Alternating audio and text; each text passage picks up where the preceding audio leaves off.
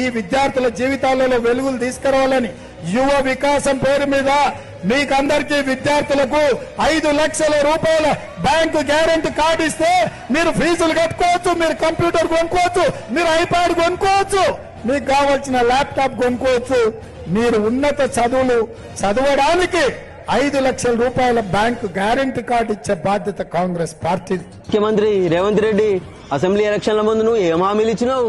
విద్యార్థుల జీవితాల కోసం యువ వికాసం పేరుతోని 5 లక్షల బ్యాంకు గ్యారంటీ కార్డు ఇస్తాం, మీరు కంప్యూటర్లు కొనుక్కోర్రి, ల్యాప్టాప్లు కొనుక్కోర్రి, ట్యాబులు కొనుక్కోర్రి, ఫీజులు కట్టుకోర్రి, మీ భారం తగ్గించుకోర్రి అన్నావు. ఏ విద్యార్థికి నువ్వు భారం తగ్గించినావు? ఎలక్షన్ల టైంలోకి రావడం, మోసపూరిత మాటలు చెప్పడం, ఓట్లు గుద్దించుకోవడం, గద్దెనికి కూర్చొని ఇలా చెడ్డు చూపిస్తున్నావు. మళ్ళా ఎలక్షన్ల పేరుతో రావడం, మళ్ళీ ఓట్లు అడుక్కోవడం. ఇంకా ఎన్నాళ్ళు మోసపోతారు? ఎందుకు వేయాలి నీకు ఓట్లు?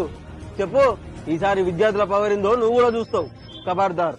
కారు గుర్తుకే మన ఓటు. జై తెలంగాణ, జై కేసీఆర్. జై తెలంగాణ.